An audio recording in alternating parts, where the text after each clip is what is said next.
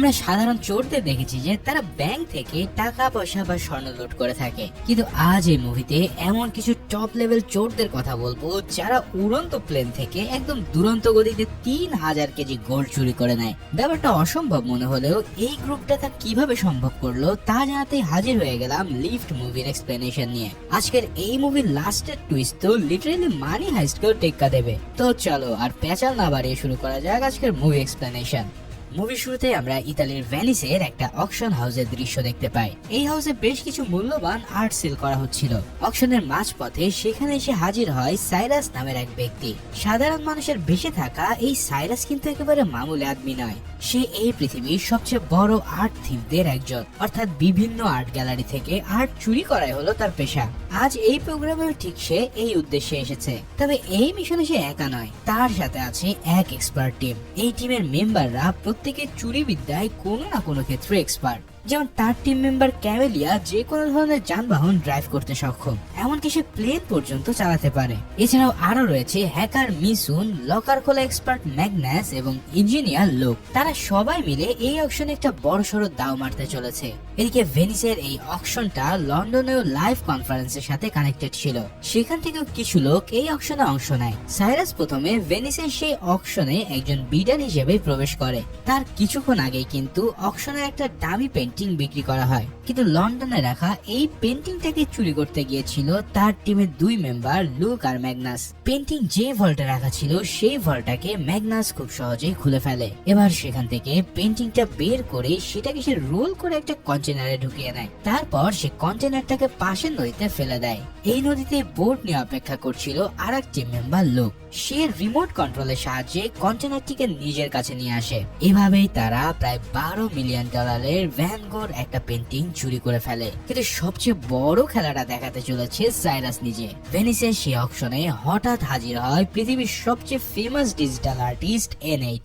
N8 নামের এই ব্যক্তি একটা মাস্ক পরে এই অকশনে অংশ নিয়েছিল। এই দুনিয়ার কেউই তার আসল পরিচয় জানে না, কারণ সে একজন অ্যানোনিমাস আর্টিস্ট। তাই এখানে সে একটা মাস্ক পরেই হাজির হয়। N8 আসার পরপরই সবার সামনে হাজির করা হয় তার তৈরি একটা NFT মাস্ক। এই NFT মাস্কে মূলত অসংখ্য ক্যামেরা দিয়ে তৈরি করা। এর মধ্যে থাকা AI ক্যামেরাগুলো সহজে নিখুঁত ছবি তৈরি করতে পারে। এমনকি যার মুখে মাস্কটা লাগানো থাকবে তার কল্পনা অনুসারে ডিজিটাল আর্ট তৈরি করতে পারবে এই ডিভাইস। তো বুঝতেই পারছো যে এই NFT অকশনের সবচেয়ে দামি জিনিস হতে চলেছে। এখন বিট শুরু হওয়ার পর অন্যান্য সবার সাথে সাইরাসও দাম হাঁকাতে থাকে। এমনকি সে $20 মিলিয়ন অকশন করে এই ডিভাইসটাকেও কিনে নেয়। এদিকে এত কিছুর মাঝেও পুরো সময়টায় কিন্তু তার দিকে নজর রাখছিল ইন্টারপোল অফিসার অ্যাবি। অ্যাবি বেশ কয়েকবার সাইরাসকে ধরতে গিয়ে ব্যর্থ হয়েছিল। সে জানতো যে সাইরাস এই অকশনটা কোনোভাবেই মিস করবে না, তাই আগে থেকেই সে পুরো জায়গাটিতে অনেকগুলো ক্যামেরা লাগিয়ে রাখে।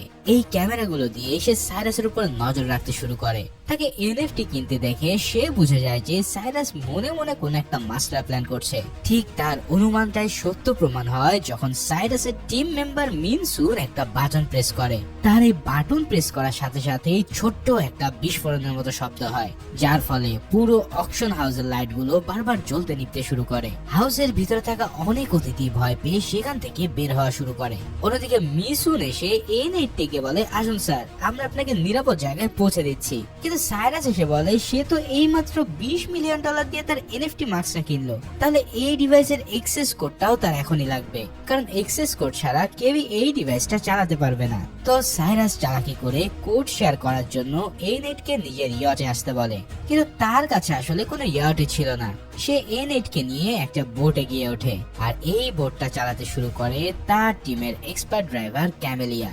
অন্যদিকে লন্ডনে সেই পেন্টিং চুরি করার পর লুক আর ম্যাগনেসও পাগার পার হয়ে যায়। এদিকে অ্যাবি এসে দেখতে পায় যে অকশন রুম থেকে সাইরাস আর N8 গায়েব। তখন সে বুঝতে পারে সাইরাস NFTর এক্সেস কোডের জন্য N8 কে ধরে নিয়ে গেছে। তখন সেও নিজেও একটা বোট নিয়ে নদীতে নেমে পড়ে। কিছু দূর বোট চালানোর পর সে সাইরাসদের প্রায় ধরেই ফেলেছিল, কিন্তু মিসুন তার স্মার্ট গ্লাস ব্যবহার করে তাদের মাঝখানে আরেকটা বোট নিয়ে আসে। মানে তার এই চশমাটা ছিল একটা হ্যাকিং ডিভাইস, কিন্তু অ্যাবি তবুও তার পিছু ছাড়ে না। শেষে মিসুন এবার নদীর মাঝে থাকা ওয়াটার ব্যারেজটিকে হ্যাক করে নেয়। তারপর সে পুরো বাঁধটাকে নদীর গভীর থেকে উপরে তুলে নিয়ে আসে। এতে করে তারা বের হয়ে গেলেও অ্যাবি সেখানে আটকা পড়ে।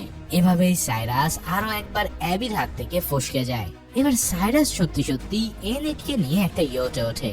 এরপর তার কথায় এনেট মাস্ক খুলে নেয়, তারপর তার অ্যাকাউন্টে $20 মিলিয়ন ট্রান্সফার করে দেয়। অতঃপর দুই পক্ষই মনের খুশিতে পার্টি করতে থাকে। অন্যদিকে অ্যাবি ততক্ষণে এনেটকে উদ্ধারের জন্য একটা মিসিং অ্যালার্ট জারি করে। তার মানে পুরো দুনিয়া এখন জেনে গেছে যে এনেটকে কারা যেন কিডন্যাপ করে নিয়েছে। তবে পরের দিন সকালে সে নিজেই এই কথা জানতে পেরে পুরোই ভিমড়ি খেয়ে যায়। তার মনে প্রশ্ন আসতে থাকে যে তাহলে এরাই কি তাকে কিডন্যাপ করেছে, কিন্তু তার অ্যাকাউন্টে যে টাকা জমা হয়েছে সেটা তো রিয়াল। তখন সাইরাস জানায় এই টাকাটা তারা লন্ডন থেকে চুরি করা ওই পেন্টিংটা বিক্রি করে পেয়েছে।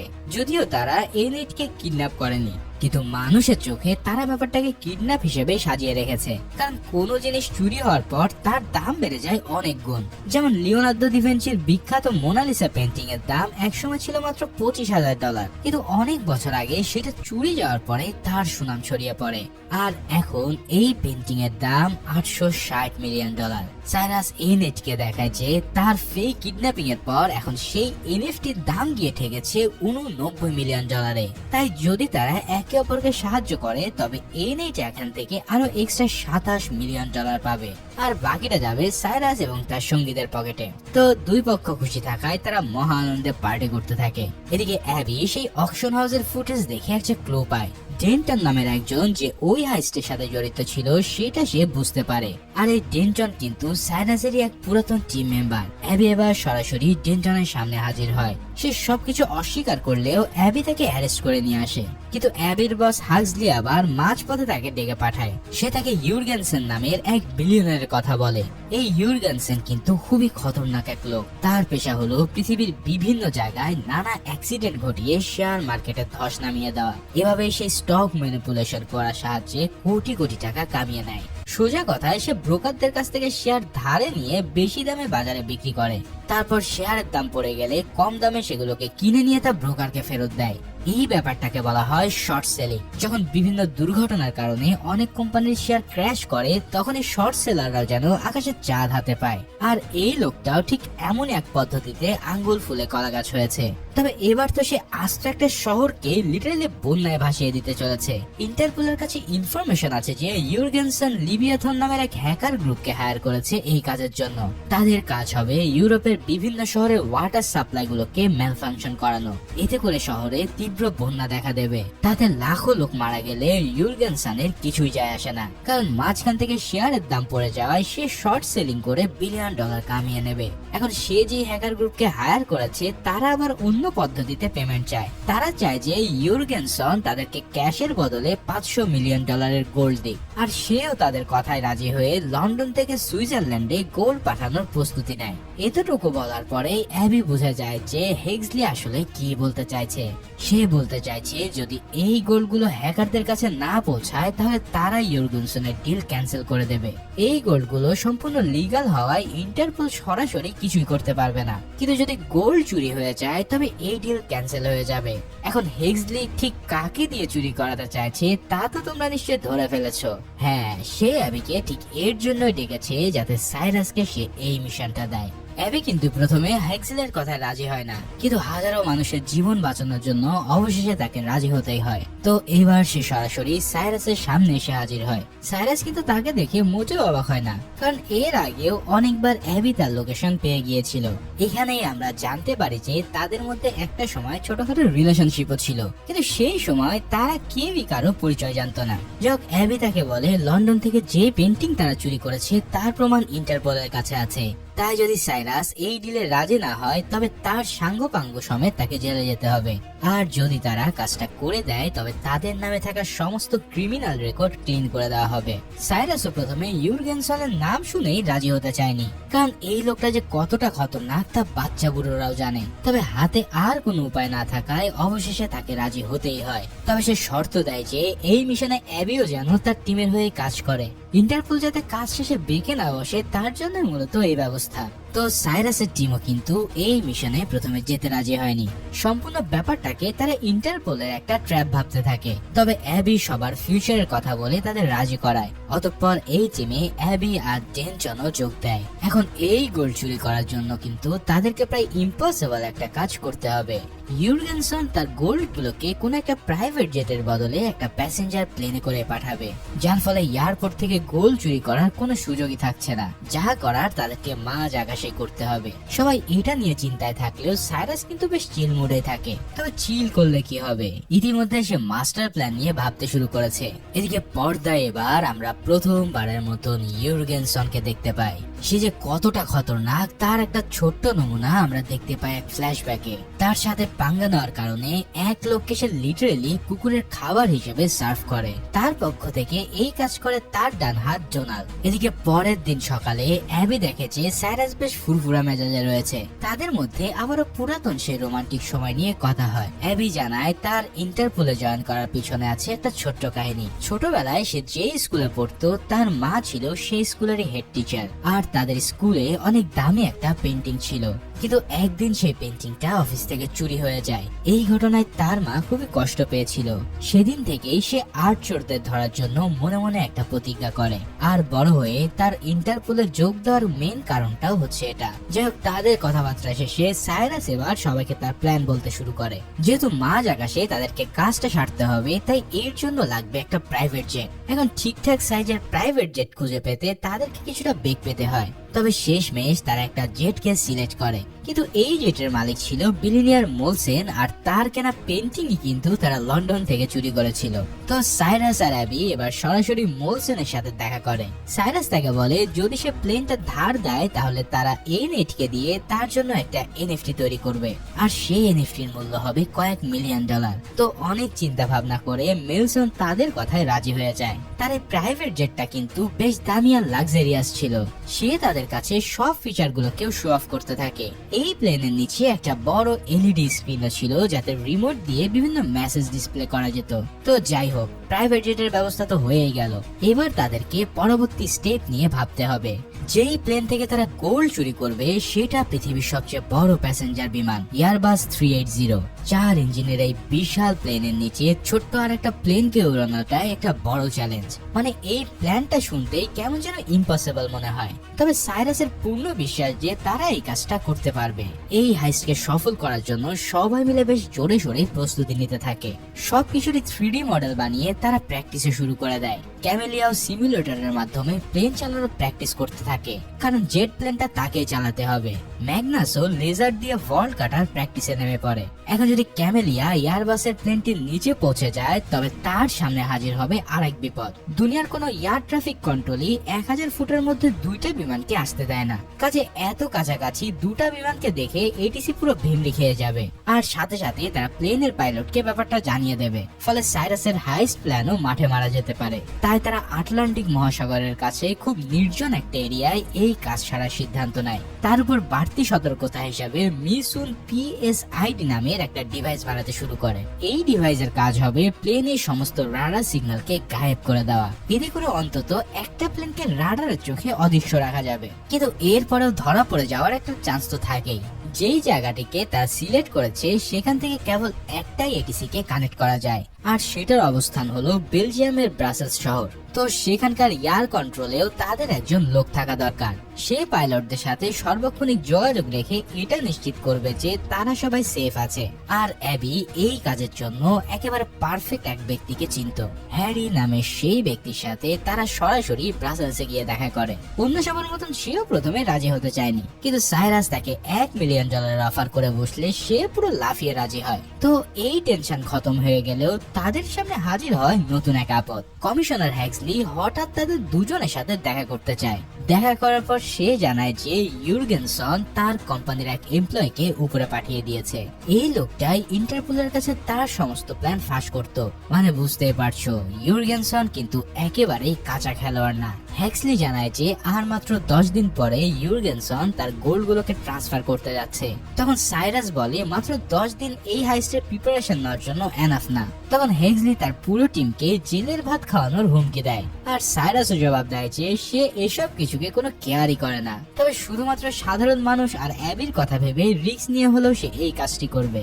এর পরের দিন হঠাৎ তারা টিভিতে একটা নিউজ দেখে।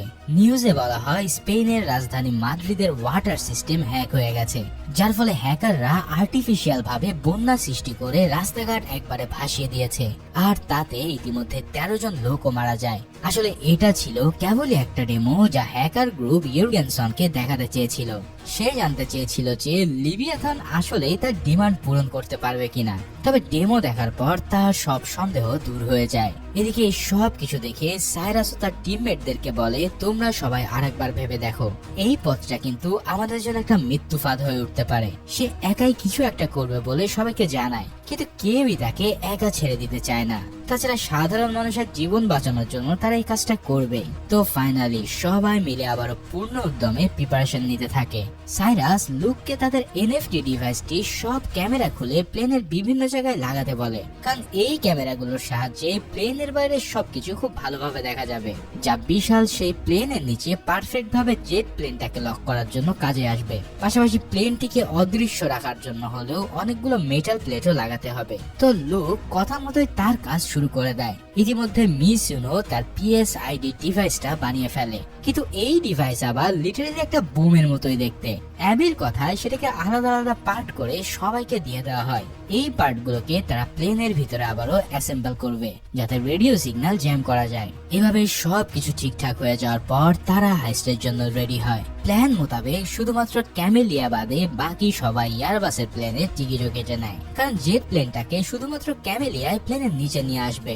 আর তাদের প্ল্যান ছিল মাঝের কোন এক এয়ারপোর্টে খারাপ আবহাওয়ার কথা বলে প্লেনটাকে ল্যান্ড করানো। এছাড়াও রাডার সিস্টেম থেকে প্লেন গায়েব থাকায় কেউ ব্যাপারটা টেরও পাবে না। অন্যদিকে এটিসি থেকে প্লেনটাকে গাইড করার জন্য তো হ্যারি আছেই। তো ইমার্জেন্সি ল্যান্ডিং করার সময় তারা যাবতীয় গোল্ড চুরি করে জেট নিয়ে পালাবে, এমনটাই ছিল তাদের প্ল্যান। যথারীতি হাইস্টের দিন সবাই টিকিট কেটে যাত্রী সেজে প্লেনে আলাদা আলাদা ক্লাসে সিটে বসে পড়ে। তাদের কয়েকজন ইকোনমি ক্লাসে এবং বাকিরা বিজনেস ক্লাসে টিকিট কেটেছিল। গোল্ডের ভল্টটি প্লেনের নিচের কার্গো কম্পার্টমেন্টে খুব হাই সিকিউরিটির মধ্যে রাখা আছে। অন্যদিকে ক্যামেলিয়াও জেট প্লেনটাকে নিয়ে ধীরে ধীরে এয়ারবাস প্লেনের দিকে রওনা হয়। এদিকে প্লেনে ওঠার পর সাইরাস জানতে পারে লুক তাদের সাথে আসেনি, কারণ শেষ মুহূর্তে ভয়ের চোটে সে হাইস্ট থেকে সরে গেছে। এখন লুকের কাছেও কিন্তু পিএসআইডি ডিভাইসের এন্টিনা বুস্টারটা ছিল। এখন তাকে ছাড়াও এই ডিভাইসটা কাজ করবে ঠিকই, কিন্তু বুস্টার না থাকায় সিগন্যাল জ্যাম করার জন্য ককপিটের খুব কাছে ডিভাইসটাকে ফিট করতে হবে। তখন অ্যাবি একাই এই কাজের দায়িত্ব নিজের ঘাড়ে তুলে নেয়। এদিকে মিসুন কিন্তু ইতিমধ্যে প্লেনের সব ক্যামেরাগুলো হ্যাক করে নিয়েছিল। সে জানায় যে কয়েকটা লোক প্লেনের বিভিন্ন জায়গায় বসে নজর রাখছে, অর্থাৎ এদেরকে ফাঁকি দিয়ে হাইস্ট করাটা এতটা সহজ হবে না। তো কিছুক্ষণের মধ্যেই প্লেন মাঝ আকাশে পৌঁছে যায়। তখন সবাই একে একে ওয়াশরুম যাওয়ার ভান করে ডিভাইসের বিভিন্ন পার্ট সেখানে রেখে আসতে থাকে। অতঃপর অ্যাবিও সবার শেষে গিয়ে ডিভাইসটাকে অ্যাসেম্বল করে ফেলে, কিন্তু হঠাৎ তার হাত থেকে ডিভাইসটা মাটিতে পড়ে সব পার্টস আলাদা হয়ে যায়। এদিকে ক্যামেলিয়া কিন্তু জেট প্লেন নিয়ে এয়ারবাস প্লেনটার কাছাকাছি পৌঁছে গিয়েছিল, তাই ব্রাজিলসের রাডার সিস্টেম তার উপস্থিতি টের পেয়ে যায়। তবে এদিকে এটিসি টাওয়ারে বসে থাকা হ্যারি পাইলটদের কিছুই জানায়নি, যার ফলে এটিসির আরেক এমপ্লয়ি হঠাৎ দুটো প্লেনকে খুব কাছাকাছি দেখে চমকে যায়। তখন হ্যারি সেটাকে সিস্টেম গ্লিচ বলে হেসে উড়িয়ে দেয়। আসলে সিগন্যাল জ্যামার হাত থেকে পড়ে যাওয়ার কারণে অ্যাবি সেটাকে লাগাতে দেরি হচ্ছিল। তবে সাইরাস এসে তাকে সাহায্য করলে অবশেষে তারা ডিভাইসটা লাগিয়ে ফেলে। অন্যদিকে ক্যামেলিয়াও সফলভাবে প্লেনটার নিচে নিজের প্লেনটাকে লক করে নেয়। অন্যদিকে এটিসি থেকেও সিগন্যাল জ্যামিং এর কারণে প্লেনটা গায়েব হয়ে পড়ে। ফলে ওই মহিলাও ব্যাপারটাকে তারা ভুল হিসেবে ধরে নিয়ে নিজের কাজে মন দেয়। যাই হোক, এদিকে রাডার সিগন্যাল না থাকার পরেও এটিসির সাথে কিন্তু প্লেনের পাইলটদের কানেকশন ছিল।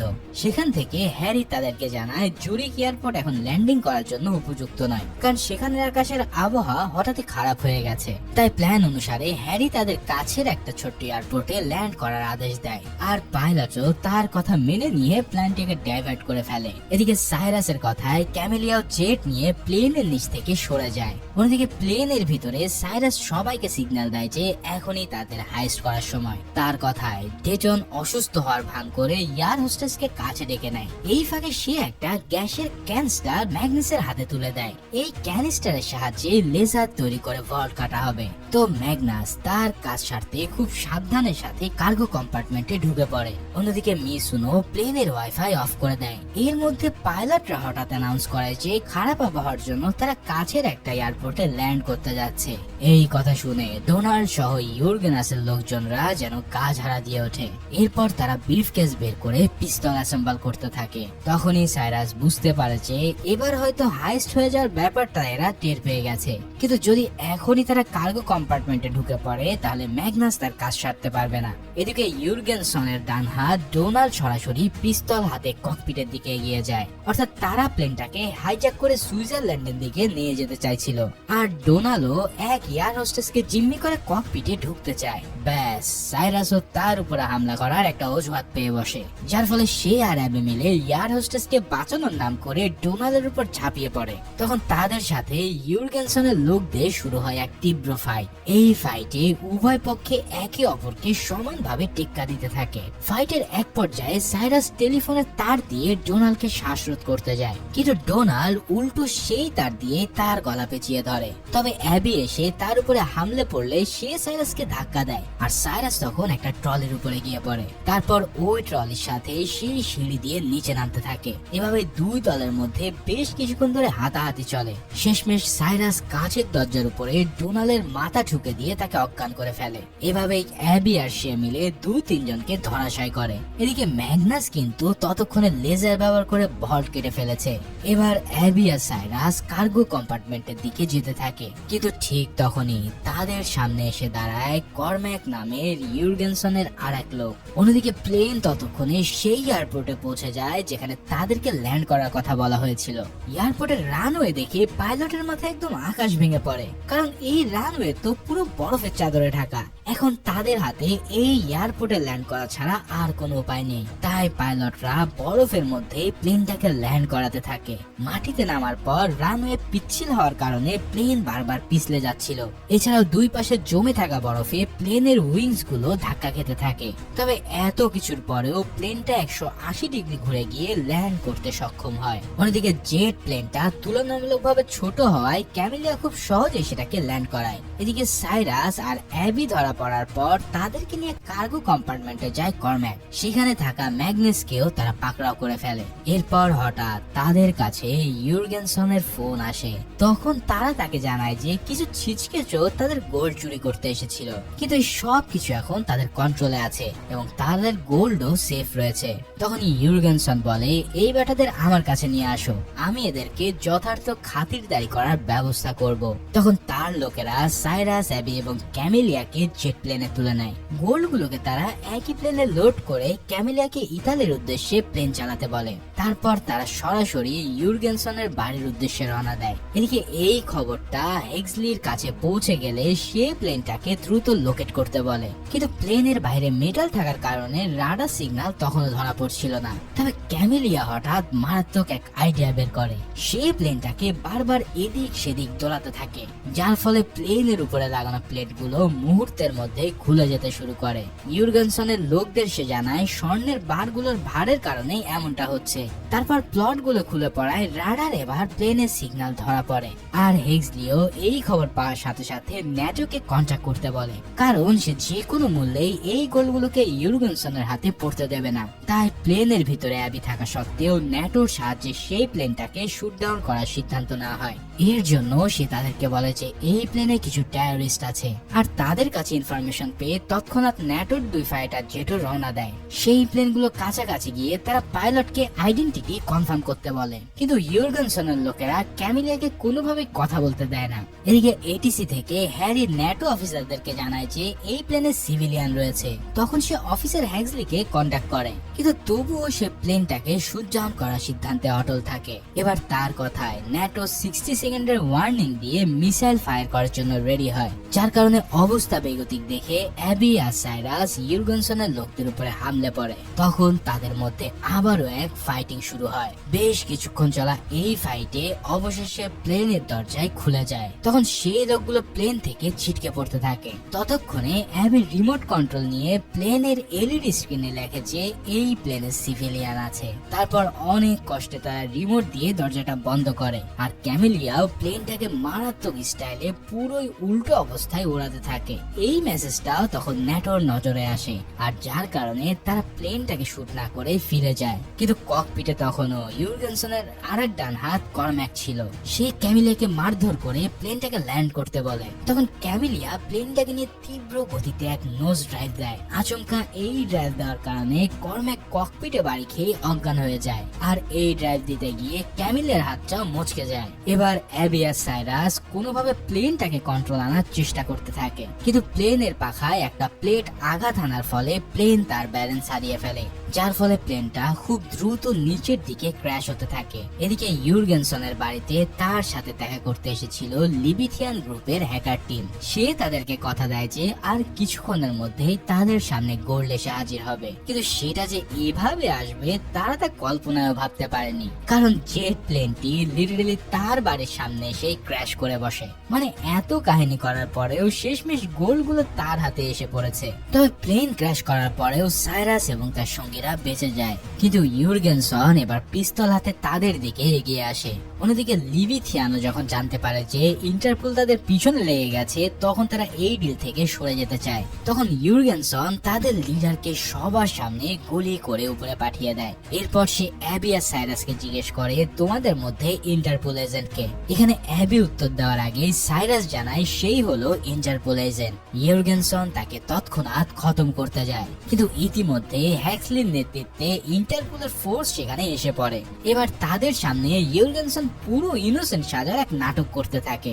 সে বলে এই লোকগুলো জেট ছিনতাই করে আমার বাড়িতে অনুপ্রবেশ করেছিল, তাই আমি নিজেকে ডিফেন্ড করার জন্যই গুলি চালিয়েছি। কিন্তু সে তো আর জানতো না যে তার সামনে দাঁড়িয়ে আছে সাইরাস নামের এক মাস্টার মাইন্ড। সাইরাস আর অ্যাবি ধরা পড়লেও ম্যাগনাস কিন্তু ভেঙে গিয়েছিল।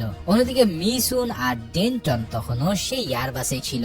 যখন ইউরগেনসন লিবিথিয়ান এজেন্টকে গুলি করে সেই দৃশ্যটা ক্যামেরায় রেকর্ড হয়ে যায়। পাশে ক্র্যাশড অবস্থায় পড়ে থাকা প্লেনটার গায়ে কিন্তু অনেকগুলো ক্যামেরা লাগানো ছিল, তাই সাইরাসের কথায় এই ক্যামেরা দিয়ে মিনসুন পুরো ব্যাপারটা রেকর্ড করে নেয়। আর এবার সাইরাস সবার সামনে সেই ভিডিওটা ফাঁস করে দেয়। তখন ইন্টারপোলও ফাইনালি ইউরগেনসনের ক্রাইম এভিডেন্স পেয়ে তাকে অ্যারেস্ট করে ফেলে। এভাবে ভালোই ভালোই সবকিছু শেষ হতে পারত, কিন্তু অ্যাবি হঠাৎ জানতে পারে যে হ্যাক্সলি তাদের প্লেনটাকে শুট করার আদেশ দিয়েছিল, আর সাথে সাথে সে তাকে এক থাপ্পড় মেরে ইন্টারপোল থেকে রিজাইন করে নেয়। তারপর কি হবে তা তো তোমরা নিশ্চয়ই আন্দাজি করতে পারছো। ফাইনালি অ্যাবি সাইরাসের টিমে যোগ দিয়ে তাদের একজন হয়ে ওঠে।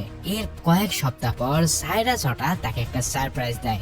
যে লোকটা ছোটবেলায় তার স্কুল থেকে পেন্টিং চুরি করেছে, সাইরাস তাকে খুঁজে বের করেছিল, আর সেই পেন্টিংটাও সে নিজে কিনে স্কুলে ফেরত দিয়ে দিয়েছে। শুধু তাই নয়, সাইরাস এবার তার কাছে রিভিল করে সবচেয়ে বড় টুইস্ট। আসলে গোল্ড কিন্তু তাদের হাত থেকে একেবারে ফসকে যায়নি, বরঞ্চ তার কথায় ম্যাগনাস আগে থেকে নকল গোল্ড বার তৈরি করে রেখেছিল। আর ঠিক সেম টাইপের একটা ভল্টে তারা নকল গোলগুলোকে একই প্লেনের কার্গোতে পাঠায়। অর্থাৎ ম্যাগনাস যখন ভল্ট খুলতে গিয়েছিল তখন সে আসল ভল্টটিকে সমুদ্রে ফেলে দেয়, তার বদলে নকল ভল্টটিকে সে কার্গো কম্পার্টমেন্টে রেখে দিয়েছিল। মানে হেক্সলি আসলে সে নকল গোলগুলোকে হাতে পেয়েছে। শুধু তাই নয়, লুক আসলে তাদেরকে ছেড়ে যায়নি, বরঞ্চ তার দায়িত্ব ছিল গোল্ড ভল্টটিকে ঠিকঠাক মতন সমুদ্রে ফেলা। ভাইরে ভাই, এই লেভেলের মাস্টার প্ল্যান তো লিটারালি মানি হাইস্টের মতো। তো অ্যাবি আর সাইরাস এবার পুরো টিমের সাথে একত্রিত হয়। তারপর তারা সমুদ্র থেকে রিমোট কন্ট্রোলের সাহায্যে ভল্টটাকে উদ্ধার করে। অর্থাৎ তাদের প্রত্যেকেই এখন কোটি কোটি টাকার মালিক। তাই তারা সকলে মিলে মনের খুশিতে পার্টি করতে থাকে। আর এদিকে সাইরাস আর অ্যাবির মধ্যেও নতুন করে রিলেশনশিপ গড়ে ওঠে। ফাইনালি এই পারফেক্ট এন্ডিং এর মধ্যে দিয়ে এই অসাধারণ মুভিটাও এখানেই শেষ হয়। তো ভিডিওটা ভালো লেগে থাকলে লাইক, কমেন্টস ও সাবস্ক্রাইব করতে ভুলো না।